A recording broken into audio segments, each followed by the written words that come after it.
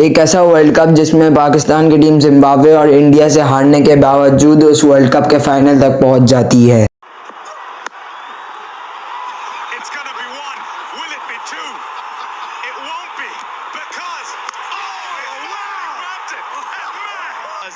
What have you got, Nawaz? Ashwin goes over, clears the infield. India win a famous win. लेकिन फिर Pakistan unfortunately final में England से हार जाती है। पाकिस्तान इस वर्ल्ड कप के ग्रुप स्टेजेस के मैचेस में 5 मैचेस खेलती है, मगर उनमें से 3 जीतती और 2 हारती है। पाकिस्तान जिम्बाब्वे और इंडिया से हार जाती है, मगर वहीं पाकिस्तान नीदरलैंड, बांग्लादेश और साउथ अफ्रीका से जीत जाती है। फिर पाकिस्तान खेलती है सेमीफाइनल, जो होता है न्यूजीलैंड के अगेंस्ट। पाकिस्तान न्यूजीलैंड को हरा देती है और फिर आता है वो दिन 13 नवंबर 2022, जिस दिन Pakistani fans including Pakistani cricketers के दिल टूटे थे, क्योंकि पाकिस्तान इस दिन इंग्लैंड से 2022 के वर्ल्ड कप का फाइनल हार जाती है। He's hit it leg side. It's Ben Stokes with the winning run. तो इस मैच का विलन कौन था और हम ये मैच किसकी वजह से हारे थे? तो आज की वीडियो का टॉपिक होगा who was the villain of the 2022 world cup final. ये मैच 13 नवंबर 2022 को मेलबर्न के ग्राउंड MCG में खेला गया था, जिसमें इंग्लैंड पहले टॉस जीतता है और बॉलिंग लेने का फैसला करता है। ओपनिंग करने आते हैं द फेमस डियो रिस बार, जिन्होंने 2021 के वर्ल्ड कप में पूरे तरीके से डोमिनेट किया था, जहां बाबर ने 303 रन बनाए थे और रिजवान ने 281 रन बनाए थे। शुरू के 3 ओवर में पाकिस्तान के सिर्फ 16 रन होते हैं, लेकिन फिर तीसरे ओवर की पहली बॉल पे रिजवान की तरफ से छक्का आ जाता है और उसकी वजह से मोमेंटम बिल्ड होना शुरू हो जाता है। और फिर चौथे ओवर की पहली बॉल पे इंग्लैंड को अपनी पहली विकेट मिल जाती है रिजवान की सूरत में, और रिजवान 15 रन पे आउट हो जाते हैं। पावर प्ले के एंड तक पाकिस्तान के 39 रन हो जाते हैं 1 विकेट के नुकसान पर, मतलब पाकिस्तान ने एक स्लो स्टार्ट लिया था। फिर मोहम्मद हारिस 8 रन बना के आउट हो जाते हैं आदिल रशीद की बॉलिंग पर, और पाकिस्तान का स्कोर 45 for 2 हो जाता है। बाबर और शान ने एक अच्छी पार्टनरशिप लगा ली थी, लेकिन फिर 11 ओवर की पहली बॉल पे ये होता है। और फिर इफ्तिखार 5 बॉलें वेस्ट करके आउट हो जाता है बेन स्टोक्स से।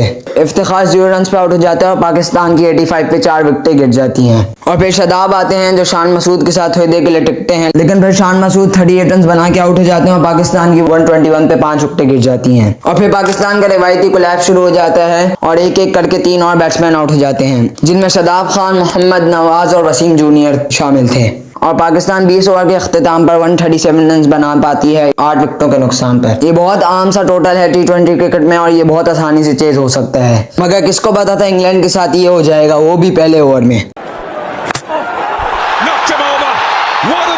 और पाकिस्तान को अपनी पहली विकेट मिल जाती है एलेक्स हेल्स की सूरत में। इंग्लैंड के 7 रन पे 1 विकेट गिर जाती है और ये विकेट शाहीन अफरीदी ने ली थी, लेकिन फिर बटलर और सॉल्ट की पार्टनरशिप लग जाती है until this happened।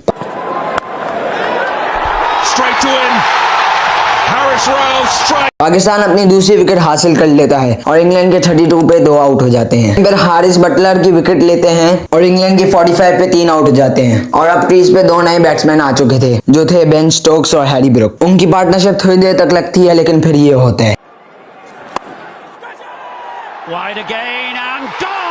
ये विकेट तो पाकिस्तान को मिल गई थी, बट पाकिस्तान का premium fast bowler Shaheen Afridi injured हो गए थे, लेकिन फिर बेन स्टोक्स मोइन अली के साथ खड़े होकर मैच को अपनी तरफ ले जाते हैं। मोइन अली की विकेट तो वसीम जूनियर ने ली, but then it was too late. England को अब सिर्फ 6 रन चाहिए थे और उनके पास अभी तक 10 बॉलें पड़ी हुई थी। फिर जब इंग्लैंड को 7 बॉलों पे 1 रन चाहिए होता है, तो फिर बेन स्टोक्स मैच को फिनिश कर देते हैं। He's hit it leg side. It's Ben Stokes with the winning runs. Who else? और Pakistani fans including Pakistani cricketers का दिल टूट जाता है। अब हमारे माइंड में ये सवाल आता है, आखिर हम ये मैच हारे किसकी वजह से? तो इस चीज का इल्जाम हम बॉलर्स के ऊपर नहीं लगा सकते, क्योंकि ऑलमोस्ट सारे बॉलर्स ने अच्छी बॉलिंग डाली थी और ये प्रीटी चेजेबल टारगेट था, इसलिए हम बॉलर्स को भी एक तरह से इल्जाम नहीं लगा सकते। और दूसरी तरफ देखा जाए तो हमारे बैटिंग ऑर्डर ने बुरी तरीके से स्ट्रगल किया था, जहाँ बैटिंग ऑर्डर में टॉप स्कोरर शान मसूद थे, जिन्होंने 38 रन बनाए थे, और बाबर ने 32, बाकी सब ही फ्लॉप गए थे। और पाकिस्तान के स्लो स्टार्ट की वजह से भी मिडिल ऑर्डर वाले बैट्समैन को प्रेशर फील हुआ था, एज पाकिस्तान के शुरू के 3 ओवर में सिर्फ 16 रन थे। ये मैच हम बैटिंग ऑर्डर की गंदी परफॉर्मेंस की वजह से हारे थे, और इसका ब्लेम हम मिडिल ऑर्डर और टॉप ऑर्डर दोनों को दे सकते हैं। मगर टॉप ऑर्डर अगर अच्छा स्टार्ट देता तो मिडिल ऑर्डर वाले बैट्समैन को आसानी होती। तो ये मैच ओवरऑल तो हम बैटिंग ऑर्डर की वजह से हारे थे, और अगर शाहीन इंजर्ड नहीं होता तो फिर भी हम जीत सकते थे, मगर ओवरऑल बैटिंग ऑर्डर की गलती थी, क्योंकि अगर बैटिंग ऑर्डर अच्छी बैटिंग कर लेता तो फिर हमारा ज्यादा चांस होता जीतने का, क्योंकि क्योंकि इंग्लैंड के बैट्समैन फ्लॉप हुए थे। बाकी ये मेरा ओपिनियन था, आपका ओपिनियन कंप्लीटली डिफरेंट हो सकता है, तो अपना ओपिनियन कमेंट बॉक्स में जरूर बताइएगा और चैनल को सब्सक्राइब करना मत भूलिएगा। अगली वीडियो बहुत इंटरेस्टिंग होने वाली है।